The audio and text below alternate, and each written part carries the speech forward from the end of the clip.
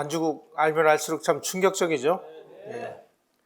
이번 시간은 식민지 시절에 한국인들은 정말로 어떤 피해를 어떻게 당했는지 한번 들여다보도록 하겠습니다. 왜냐하면 이게 너무나 우리가 이 피해의식에 젖어서 그런데 결론부터 먼저 말씀드리면 한국인들은 일제 36년 동안 피해자인 동시에 가해자였다.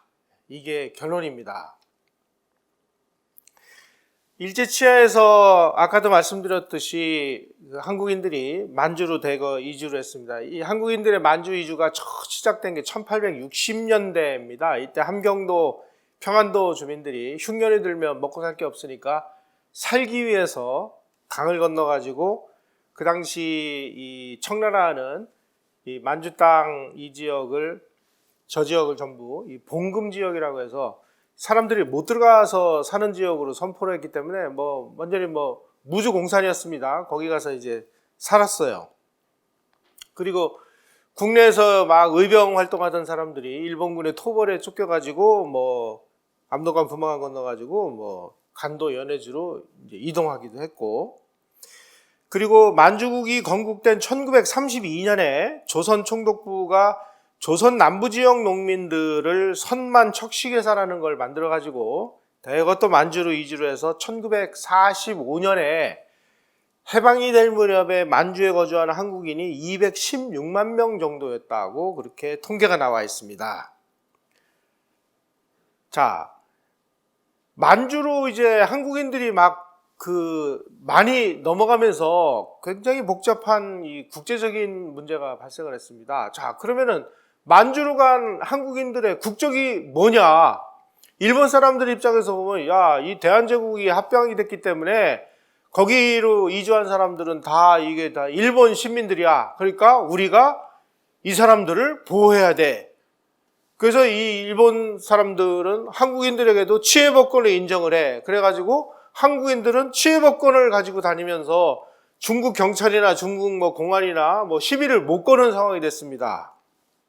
자, 이러면서 만주에 거주하는 한국인이 늘어나면 늘어날수록 우리가 이 선량한 우리 일본 시민들을 보호해야 돼. 그래가지고 일본 경찰, 일본 영사관, 일본 군대가 또 만주에 주둔하다 보니까 한국인의 입장은 뭐냐? 일본의 만주 침략의 앞잡이 역할을 하는 이런 상황이 돼버린 것이죠. 그러다 보니까 한국인들이 아무것도 없이 그냥 맨주먹만 가지고 농민들이 먹고 살자고 가다 보니까 이 중국인 지주들의 땅을 빌려서 소작을 하다 보니까 좀 너무 가혹한 이런 상황에 처하다 보니까 고리에 소작료를 뜯어가고 그러니까 이제 소작인 한국인과 중국인 지주 간에 계속 분규가 일어나는 것입니다. 그러다 보니까 한국인들이 그 당시에 러시아에서 공산혁명이 일어난 다음에 공산주의가 만주로 휩쓸려 올 때 너무나 자연스럽게 한 70% 내지 80%의 한국인들이 공산주의에 빠져가지고 공산주의자가 되는 이런 일이 벌어졌습니다.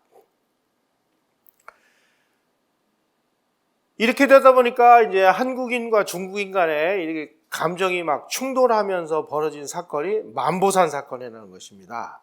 만보산의 위치가 어디냐? 지금 보시면 저 장춘 바로 옆에 있는 이 지역 이름입니다. 여기에 간단합니다. 수로를 뚫기 위해서 허가도 받지 않고 이제 수로를 뚫다 보니까 이 중국인들이 땅을 가지고 있는 사람들이 그 수로 때문에 농사에 지장을 받으니까 너희들 왜 네 멋대로 수로를 파는 거야? 하고 충돌이 벌어졌어요. 충돌이 벌어지니까 일본인 영사관에서 저 조선 사람들은 우리 일본 시민이야. 왜 너희들이 건드려? 그리고 일본 경찰도 출동하고 중국 경찰도 출동해가지고 여기서 충돌이 벌어졌어요.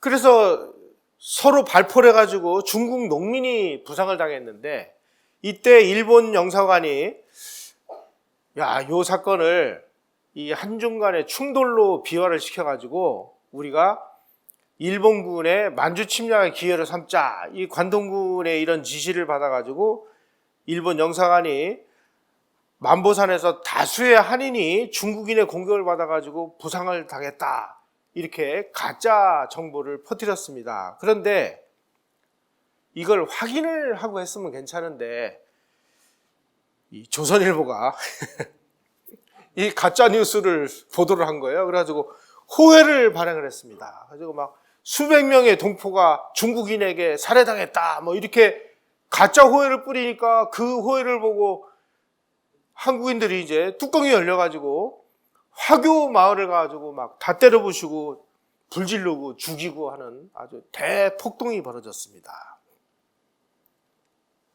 요게 바로 평양에서, 이 평양에 화교들이 많이 살았는데 평양의 화교거리를 완전히 이제 작사를 내는 한국인들의 모습입니다. 어느 정도로 피해를 당했느냐? 화교가 127명이 살해를 당했어요. 393명이 부상을 당했고 재산 피해가 250만 원이라는 어마어마한 피해가 났습니다. 이때 그 기록들을 보면은요, 한국인들이 화교들을 정말 잔인하게 죽였어요. 이 사실이 중국에 알려지니까 또 중국인들이 만주에 사는 한국인들을 그냥 막 공격을 하고 그래가지고 막 만주에 있는 한국인들이 완전히 이제 심각한 위기에 처해 버린 것입니다.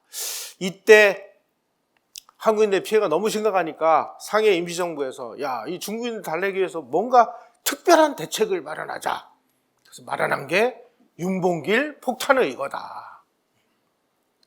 우리가 볼 때 뭐 윤봉길 의사가 왜 그때 상해 홍공원에서 도시락 폭탄을 던졌을까? 알고 보면 이런 배경이 있었다는 것입니다. 자, 1931년에 만주사변이 일어나면서 만주 살고 있는 한국인들은 두 가지 선택지를 선택할 수밖에 없는 기로에 서게 됐습니다. 한쪽에서는 어쨌든 먹고 살기 위해서 일본에 협조하거나 만주국에 충성해야 되는 그룹이 만들어졌고, 한쪽에서는 일본에 저항하기 위해서 중국 공산당과 손잡고 빨치산을 활동을 하는 반일 그룹이 생겼습니다. 그래서 만주 땅에서 한국인들끼리 한쪽은 일본 편과 만주 편에 서서 무장을 하고 한쪽은 중국 공산당 편에 서서 무장을 해가지고 한국인과 한국인들끼리 계속 동족상잔에 이 죽고 죽이는 일을 벌이기 시작했다는 것입니다. 이게 나중에 이 해방 때까지 이 일이 벌어져가지고 일본 만주군 편에 섰던 사람들은 남쪽으로 내려서 대한민국을 건국을 하고, 중국 공산당 편에 섰던 사람들은 소련군 따라가지고 북한으로 들어가서 북한을 세우고, 그래서 이미 1931년 이후에 만주에서 한국인들끼리 이 동족상잔의 이 비극이 이미 시작됐다는 것입니다. 이게. 그래서 우리 이 분단은요, 뿌리가 굉장히 깊습니다. 자, 일본은 이 선만 일체화 정책이라고 해서 조선과 만주를 일본하고 같은 땅으로 만든다. 이게 선만 일체화 정책입니다. 그래서 만주, 몽골 지역을 중국 본토로부터 분리시켜가지고 이제 일본에 편입하려고 하는 정책을 세웠습니다. 그러다 보니까 아까 말씀드린 대로 한국인들은 일본어도 좀 할 줄 알죠. 그런 사람들이 만주로 가가지고 중국어도 좀 할 줄 알죠. 그러니까 일본 사람들이 한국인들을 열심히 앞세워가지고 만주 쪽으로 침투하다 보니까 한국인들은 자연스럽게 일본의 앞잡이가 돼서 아까 말씀드린 대로 일본인을 귀자, 한국인은 두 번째 귀자, 그래가지고 얼구이쯔다. 이렇게 일본 사람들이 한국인을 손가락질하고, 손가락질만 했겠어요? 아까 말씀드린 만보산 같은 데서 또 서로 죽고 죽이고 하는 이런 일이 벌어지죠. 더더욱이 여기서 이제 심각한 문제가 발생합니다. 우리가 이 중국에다가 아편을 갖다 팔아가지고 중국을 아주 황폐하게 만든 거는 영국이나 뭐 이런 사람들만 아편을 판 걸로 알고 있는데 그렇지 않습니다.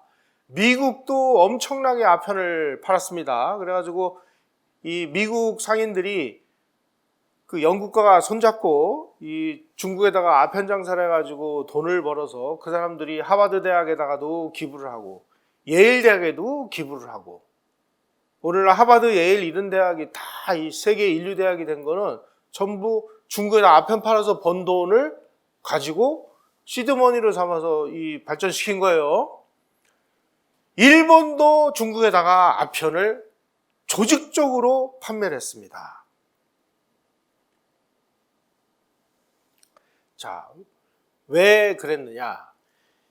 일본도 뭔가 이 자금을 만들어 가지고 뭐 만주를 뭐 이렇게 공략을 하거나 할 때 이 돈을 그 마련해야 되는데 전부 아편 팔아 가지고 만든 돈으로 이 짓을 한 겁니다. 특히 일본 특무기관과 헌병대는 만주 중국에 주둔하면서 아편 밀매로 활동비를 조달했습니다. 대부분 만주 중국에다가 공급을 한 이 아편은 이란과 터키에서 수입을 해다가 이걸 판매를 했는데 1차 세계대전이 일어나면서 이 루트가 끊기니까 우선은 만주 오지에다가 이 아편을 재배를 하고, 만주 오지에서도 잘 안 되니까 그 당시로 일본이 그 관리하던 지역 중에서 아편 재배하기가 제일 유리한 곳이 어디냐 찾으니까 한반도거든요. 그래서 한반도의 농촌에다가 대마 아편을 계속 재배하라고 그래가지고 거기서 나오는 양귀비 이런 걸 가지고 아편 마약을 만들어 가지고 중국에다가 공급을 한 겁니다. 그래서 조선에서 재배한 아편으로 마약을 생산해서 중국에 공급을 하면서 일본이 구축한 아편 먹이사슬에 한국도 편입이 됐습니다. 한국도 이 중국에다 아편 팔아먹은 이 일에서 자유로울 수 없었다는 뜻이에요. 더더욱이 중국에서 아편을 중국 사람들에게 판매하는 역할은 누가 했냐? 바로 만주에 진출한 한국인들이 했습니다. 일본이 만주 중국에서 아편 마약을 판매하는 일은 국제조약 위반 행위이기 때문에 이걸 전부 최대한 은닉해야 될 상황이었기 때문에 국제사회의 비난을 피하기 위해서 만주 중국에 거주하는 한국인들을 마약 판매에 앞장세웠다는 뜻입니다. 그래서 식민지 시기에 만주로 진출한 한국인들은 만주에서 일본 사람들의 치해법권의 보호를 받아가면서 일본 사람들이 공급해주는 아편 마약을 가지고 중국 사람들에게 판매해가지고 아주 짭짤한 이익을 받습니다. 1942년 일본 흥하원 화북연락부 자료에 의하면은 화북, 그러니까 중국 북부 지역입니다. 화북으로 이주한 한국인의 70%가 마약업에 종사했다. 주로 한인들, 이 중국 사람들이 그 아편을 피우는 그 아편 방이 있습니다. 이런 걸 운영한다거나 아편 소매상을 한다거나 하는 건 거의 한국인이 이 역할을 맡아서 했다는 뜻입니다. 이런 식으로 한국인들이 중국인을 아주 정신적, 육체적으로 병들게 만드는 일에 종사하니까 중국인들은, 만주 중국에 거주하는 한국인들은 야, 이거 일제 주부 아니야.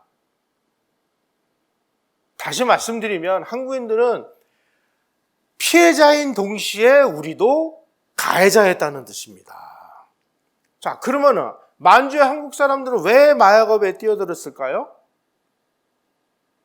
돈이 잘 벌리기 때문이죠. 자, 만주 중국에 거주하는 한국인들은 국제법적으로 일본 식민이었기 때문에 아편을 팔다가 중국 관원에게 체포가 되면 중국 관원이 그 처벌을 못해요. 그러면 일본 영사관으로 넘깁니다. 그럼 일본 영사관에서는 뭐 아편 팔다 왔어? 그래, 뭐 구류 좀 살다가 나가. 이런 식으로 아주 가볍게 처벌을 했기 때문에 아주 조직적으로 한국인들이 마약 밀매에 한 몫을 했다. 이런 것들이 아주 상세한 연구 결과에 의해서 밝혀졌습니다. 이 박강이라는 사람이 고려대 나오신 분인데 중국 화북 지역과 아편 한인 마약 실태 이런 연구 결과가 다 나와 있습니다. 화북 마약 비밀사회의 실체라는 이 북경 주재 일본 대사관이 작성한 문건에 의하면, 이 문건도 그 분의 연구 논문에 나와 있는 겁니다. 이렇게 되어 있습니다. 중일전쟁 말바로 한국인들이 일본군 최전선이나 주둔지 따라서 진출해서 전쟁 특수를 구가하고 있다. 중일전쟁을 계기로 대륙에 진출한 조선인 다수는 마약 밀조 밀매를 목표로 황군, 일본군입니다. 이게 황군의 진격을 따라서 화북 전체로 이동을 하고 있는데, 군 주둔지에 무수한 상인 또는 통역 군속으로 왕성이 위험지구에서 활동하며 마약을 화북 전역에 운반하고 있다. 황군이 주둔한 곳은 조선인 업자가 없는 곳이 없으며 그들의 90%는 마약과 관련되어 있다. 마약 밀조, 밀수입, 밀매에 관계하는 한국인의 수는 12,300에 6만 명 정도다.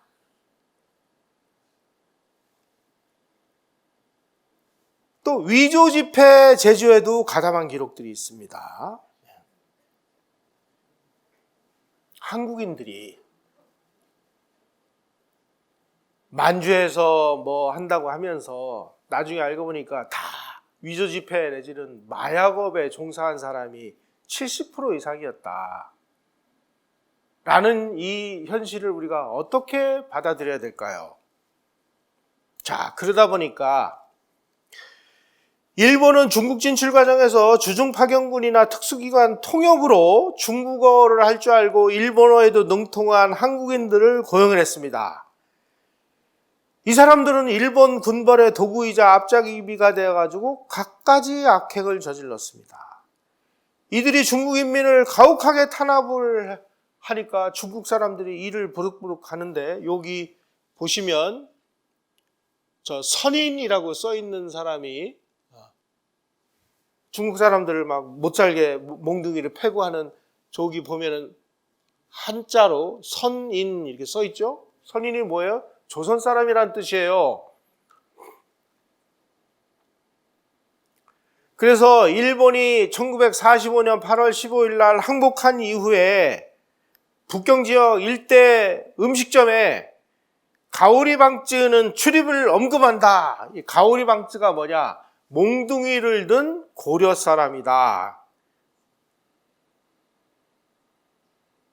몽둥이를 들고 중국 사람들, 일본 편에 서서 중국인을 괴롭힌 이 가오리방쯔들은 음식점에 들어오지도 말아라. 바로 이 중국 대륙을 침략한 일본 제국의 앞잡이 역할을 한 몽둥이를 든 조선인 가오리방쯔들을 우리는 어떻게 이해를 해야 되는 겁니까? 그래서 만주에 사는 한국인들에게 중국인들은 끝없이 너희들은 일본인이냐 아니면 중국인이냐 확실히 신원을 밝혀라. 이게 한국인들이 중국에서 직면한 일상적인 물음이었다는 뜻입니다. 다시 말씀드리면 식민지 시절에 한국인은 우리는 맨날 일본 사람에게 피해만 당했다고 얘기하는데 그 왜 가해한 사실은 왜 얘기를 안 해요? 자, 또 일본에 협력할 수밖에 없는 그룹이 있었습니다. 이 군속이라는 것입니다. 군속이라는 거 뭐냐? 이 군대에 속해서 일을 하는 민간인인데, 민간인이면서도 군에 필요한 일을 돕는 역할을 하는 것을 군속이라고 합니다. 1942년 5월에 일본 육군성이 조선인 군속을 모집을 했습니다. 모집 공고를 할 때는 계약 기간은 2년, 월급이 50원이었습니다. 그 당시에 면정 월급이 55원이었을 때 군속 월급이 50원이었으니까 이거 엄청난 혜택입니다. 그래서 6월 22일 날 1942년 6월 22일 한국 청년 3,000명이 육군 군속이 되려고 3,000명이 채용이 됐습니다마는 많은 사람들이 구름대처럼 몰렸어요. 그 중에서 똑똑한 사람들 3,000명이 채용이 돼서 엄격한 심사를 거쳐서 육군 군속이 돼가지고 부산 노구찌 부대에 입영을 해가지고 군인과 똑같이 2개월간 훈련을 한 다음에 1942년 8월 15일 날 노랑별 하나 달린 군무와 군복을 차려입고 싱가포르, 태국, 인도네시아에 배치가 됐습니다. 이 사람들은 주로 어떤 일을 했느냐? 조선 군속 요원 중에서 영어가 가능한 300명이 특별히 선정이 돼가지고 이 사람들은 어디로 갔냐? 태국으로 갔습니다.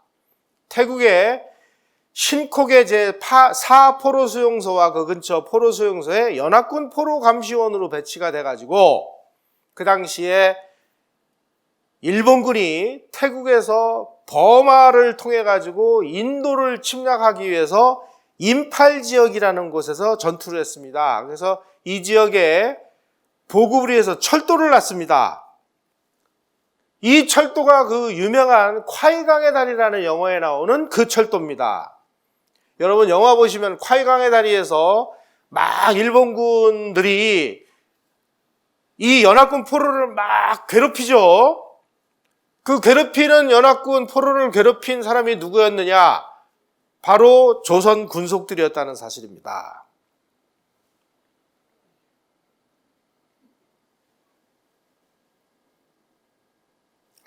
조선인 포로감시원에 하는 역할은 통역, 영어를 할 줄 아니까. 그 다음에 서무보조, 포로감시, 취사 업무였습니다. 바로 이 버마 방콕의 밀림 지역을 뚫고 버마를 통해 가지고 인도로 넘어가는 이 철도 이름이 태면철도인데 이 태면철도 부설공사에 일본군이 연합군 포로를 투입했는데 여기 아주 그 정글에 막 독사가 나오고 독충이 나오고 막 말라리아가 막 돌고 그러는 곳에서 제대로 먹이지도 못한 포로를 갖다가 막 노동을 시키다 보니까 많은 희생자가 났습니다. 그게 바로 콰이강의 다리의 주제였습니다. 밀림 지역을 하루 1km씩 뚫고 나가는 아주 철도 사상 유례없는 돌관공사였는데 이 공사에 연합군 포로 6만 명이 동원돼 가지고 그중에 2만 명이 희생을 당했습니다. 조선인 포로감시원에 하는 일은 연합군 포로에게 노역을 시키는 일본군 하수인 역할을 했어요. 연합군 포로를 직접 학대한 것은 일본군이 아니라 일본군에 소속된 조선인 군속이었습니다. 그래서 1945년 8월 15일 날 일본이 항복을 하면서 이번에는 입장이 바뀌었어요. 그래가지고 일본의 항복 후에 포로 처우에 대한 국제법적인 책임과 비난은 조선 사람들이 다 뒤집어 썼습니다.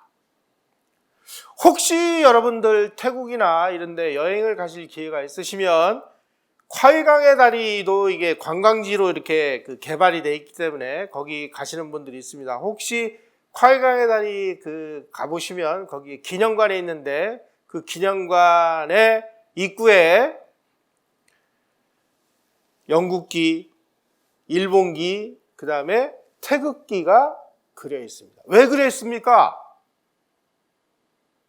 거기서 연합군 포로를 학대하고 죽인 사람들이 한국 사람이다 라는 것을 표시하기 위해서.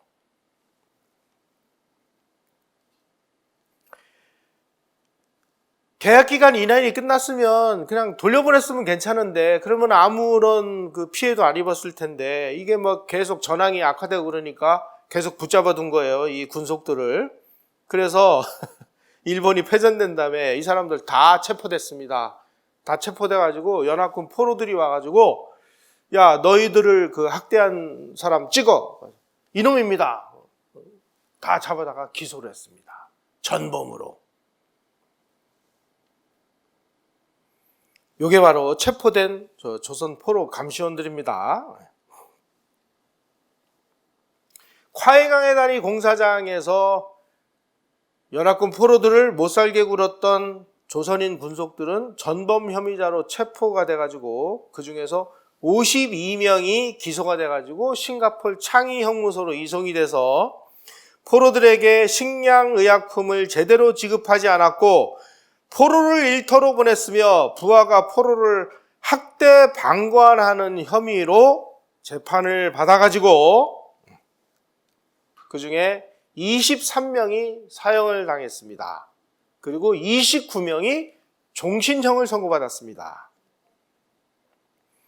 그 중에 이름이 남아있는 개성 출신 군속 조문상이라는 사람이 있는데 이 사람이 처음에는 나는 그 연합군 포로 학대 안 했다 이렇게 얘기하니까 검찰관이 너 알고 보니까 기독교인이라는데 양심과 성서의 가르침에 넌 충실해서 넌 지금 거짓말하고 있는 거냐 아니면 양심을 안 속이고 사실을 얘기하는 거냐 그러니까 거짓말했습니다. 죄값을 달게 받겠습니다. 그래서 사형 판결을 받았습니다.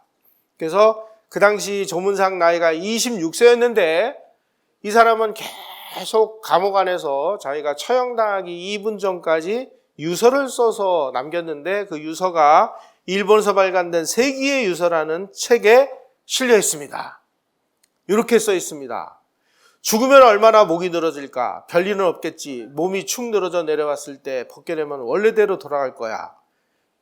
피부색이 약간 검게 변한 것 같다. 마음이 차분해진다. 역시 조금은 허탈해지는구나. 그러나 별 수 없지 않은가. 이방을 나서기까지가 인생 최고의 고통이다. 8분이 지났다. 힘내라. 누이야 잘 있거라. 그리고 사형당했습니다.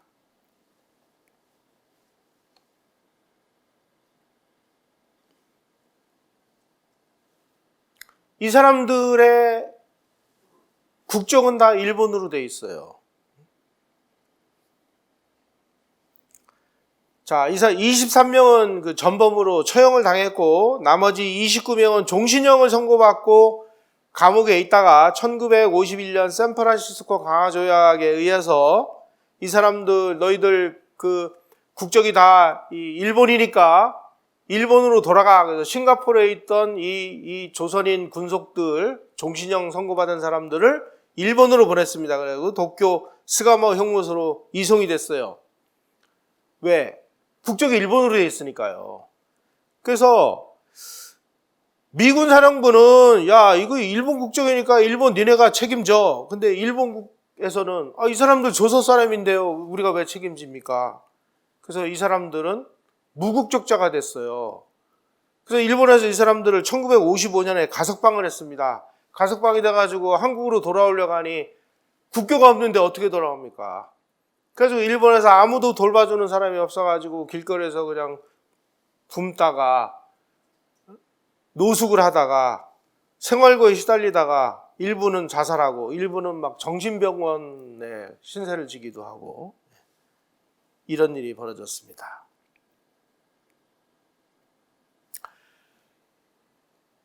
일제시대에 평민으로 태어나서 일본군의 삼성 장군, 육군 중장까지 올라간 유일한 사람이 홍사익 장군입니다. 이분은 원래 조선의 왕공족으로 그 선발이 된 영친왕이 일본 육사로 진학을 할 때 영친왕을 돌봐서 너희들도 같이 그 영친왕과 같이 가서 그 군사교육을 받아라. 그래가지고 아주 엘리트로 선발이 돼서 일본 육사를 같이 들어가서 영친왕은 뭐 왕공족이기 때문에 그냥 뭐 아빠 찬스로 그 육사를 들어갔지만 이 사람은 정말 엘리트 코스를 밟았습니다. 그래가지고 일본 육사를 나온 엘리트 중에서도 최고 엘리트들만이 간다고 하는 육군대학을 나와가지고 일본 육군 중장까지 진급을 했습니다. 바로 이 사람이 일본 육군 중좌 시절에 만주군 참모를 하면서 만주군관학교에 조선 청년들이 장교로 입교할 수 있도록 문호를 개방해 준 것도 홍사익 장군입니다. 자, 이 사람도 전범의 죄에서 피해갈 수가 없었습니다. 종전 후에 연합군은 전범을 A급, B급, C급으로 나눴습니다. 그래서 A급은 전쟁을 기획하고 모의를 한 자들은 A급으로 분류가 돼가지고 도쿄에서 전범 재판을 했습니다. B급, C급들은 연합군 포로를 학대했다거나 살해했다거나 이런 사람들은 현지에서 전범 재판을 시행을 했습니다. 하필이면 이 홍사익 장군이 마지막 보직이 필리핀 반면군 사령관을 하면서 동시에 필리핀에 있는 연합군 포로 수용소를 책임지고 있는 입장이었어요. 전쟁이 끝나니까 포로 학대 혐의의 책임자가 돼버린 것입니다. 그래서 B급 전범으로 분류가 돼가지고 필리핀에서 재판을 받았습니다. 그래서 포로 학대죄로 1946년에 처형을 당했어요. 홍사익 장군의 처형이라고 일본의 어떤 그 넌픽션 작가가 이 홍사익 장군이 정말 너무나 억울하게, 왜냐하면 홍사익 장군이 무슨 죄가 있어요? 다 자기 부하들이 저지른 죄지. 근데 모든 죄를 자기가 다 안고 처형을 당한 그 모습을 보고 일본 사람이지만 정말 훌륭한 조선 사람이다. 그래가지고 홍사익 장군의 처형이라는 책을 써냈는데 이게 한국에 번역이 돼서 나왔습니다. 홍사익 장군이 처형되고 나니까 혹시라도 이 유해를 누군가가 가져가서 영우하면 골치 아프니까 미군 비밀지령 제293호에서 홍사익 장군의 시신은 사형된 자는 일본군 그 시체들과 함께 화장을 해가지고 어딘가에다 다 뿌려버렸습니다. 민족문제연구소는 홍사익 장군이 친일을 했다고 친일 인명사전에 수록을 해놨습니다. 그래서 홍사익 장군이 무슨 친일을 했나 가만히 보니까요, 이분이 무슨 구체적인 친일을 어떻게 했다라는 게 아니고요, 이 민족문제연구소가 만든 친일 인명사전에 등재되는 기준에 의하면은 구체적인 친일 행위가 아니라 일본군이나 만주군 군관학교나 사관학교를 나와서 소위로 임관이 된 자들은 다 친일파로 등재가 되게 되어 있습니다. 구체적으로 이 사람들이 어떤 행위를 했느냐를 묻거나 따지는 게 아니고요, 그 다음에 일반인의 경우는 고등문관 시험, 지금으로 치면은 사법고시나 행정고시를 패스해서 10개월간 15생활을 끝내면 고등관 자격이 주어집니다. 고등관이 된 사람들 전원을 다 친일파라고 명단에 올려놨습니다. 일제시대에 정말 아무것도 없는 집안에서 태어난 사람들이 신분 상승할 수 있는 두 가지 길이 열려 있었습니다. 하나는 지금으로 치면 사법고시, 행정고시를 봐서 고등문관 시험에 패스해서 10개월간 15생활을 마치면 고등관이 됩니다. 고등관이 되면은 이때부터 이제 입신 출세한 걸로 인정을 해줘요. 두 번째로는 사관학교를 나와가지고 소위로 인관이 되면은 고등관 자격이 주어집니다. 일제시대 때 신분 상승의 사다리에 올라간 이 똑똑한 한국의 젊은 청년들은 예외 없이 전원이 다 현재 친일 인명사전에 이름이 올라가 있습니다.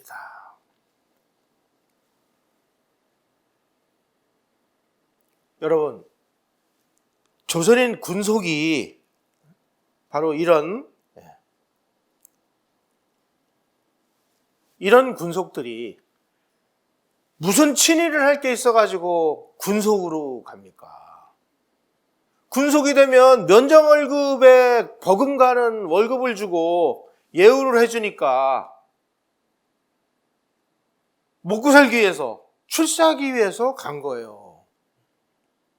그리고 가족들은 이 친구들이 가가지고 무슨 연합군 포로를 막 학대하고 싶어서 학대합니까? 일본 사람들이 야, 지금 우리가 지금 하루에 1km씩 밀림을 뚫고 철도를 놔야 되는데 왜 이렇게 지금 이게 공기가 이렇게 늦어지는 거야? 좀 확실히 못해? 그러니까 야 니네 좀 확실히 해. 뭐 그러다 보니까 뭐 때리기도 하고 뭐 밥도 안 주고 뭐 그랬겠죠. 그게 학대가 된 겁니다. 이 사람들이 무슨 죄가 있어요? 하지만 한편으로 보면 연합군 입장에서 보면 아니 이것들 다 일본군하고 한통속이 돼가지고 우리 연합군 포로를 이렇게 괴롭히고 죽였어? 너 전범이잖아. 그래가지고 23명 사형시키고 29명 종신형을 선고한 거예요. 연합군 입장에서 보면 한국은 뭡니까? 일본군에 협조한 사람들이잖아요. 일제시대 때 우리가 무슨 피해만 당했어요? 우리는 피해자이면서 가해자이기도 했습니다. 이 사실을 우리가 인정을 하지 않으면 우리는 정말 양심이 없는 사람들이 되는 겁니다. 특히 일본이 대동아공영권이라고 해서 일본 본토, 그 다음에 대만을 식민지로 삼고 대한제국을 식민지로 삼고 만주국을 식민지로 삼고 중일전쟁을 일으켜서 중국을 또 점령을 하고 태평양 전쟁을 일으켜서 인도 차이나 반도를 다 점령을 하고 싱가포르 점령하고 인도네시아, 필리핀, 그 다음에 독일의 그 섬이었던 남양분도까지를 다 점령을 해가지고 대제국을 건설을 하면서 그래도 그 자기네들이 지금 확보한 그 나라 중에서 우리 다음으로 믿을 수 있는 그나마 우리하고 뭔가 얘기가 되는 그런 민족은 한국인들밖에 없다. 그래서 한국인들을 2등 국민으로 예우해서 2등 국민으로서의 뭔가 혜택을 받은 것도 한국인들이라는 사실을 우리가 인정을 하지 않으면 정말 우리는 복잡한 상황이 벌어집니다.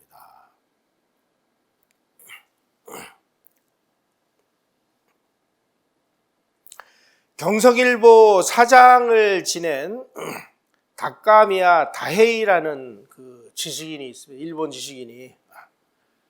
이 사람이 이제 식민통치 시절에 경성일보 기자를 하고 그러면서 이제 나중에 사장까지 올라간 사람인데 이 사람이 패전 후에 한국인들의 모습을 보면서 아주 냉정한 그 기록을 남겼어요. 이렇게 써 있습니다.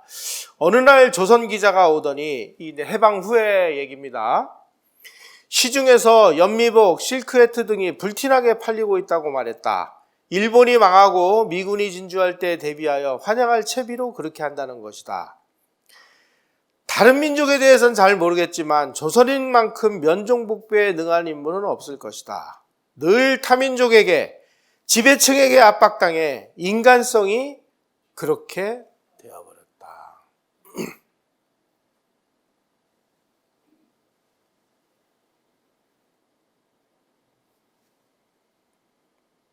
또 있습니다. 간도에는 100만의 한국인이 있다. 겉으로는 농민이지만 밤만 되면 비적이 된다. 그들은 중국인보다 더 잔인하게 약탈한다. 중국인에겐 일본인이라고 사칭하여 위세를 부린다. 사태가 불리하면 조선인이라고 한다. 또 바로 이 사람의 그 부하로서 부사장이었던 나카야스 요사쿠라는 사람은 해방이 되자 과거의 친일파가 표변해서 일본인들에게 달려드는 것을 보고 저들은 살기 위해서 저렇게 하지 않을 수 없을 것이다 라고 한탄을 했습니다. 우리는 해방이 되기 전까지 거의 다 일본인이 돼 가고 있었습니다.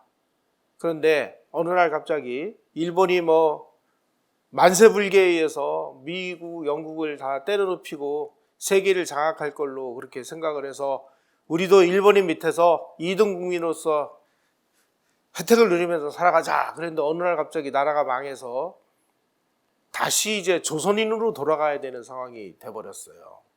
그러다 보니까 한국인이 되려면 어떻게 해야 돼요? 일본인에서 벗어나야 되잖아요. 그런데 이 사람들은 다 일본 시대를 체험한 사람들이에요. 일본 시대가 지금 우리가 생각하는 것처럼 그렇게 악질적인 시대가 아니었다는 것을 다 알아요. 다 아는 이 사람들을 다시 신한국인으로 만들기 위해서 아주 조직적으로 이 반일사람들을 대상으로 반일 교육이 시작되기 시작했습니다. 그런 모습을 보면서 일본 사람들은 이런 평가를 하는 것이죠.